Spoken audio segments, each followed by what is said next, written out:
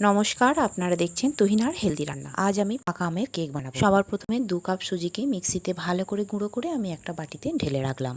এরপর ওই কাপেরই মাপে 1 কাপ চিনি আবারও আমি গুঁড়ো করে ওই বাটিতেই ঢেলে রাখলাম। এরপর একটা গোটা হিমসাগর আমের মসৃণ পেস্ট বানিয়ে নিয়ে ওই সুজি আর চিনির মিশ্রণের উপরে আমি রেখে দিলাম। দিয়ে দিলাম 2 চামচ গুঁড়ো দুধ।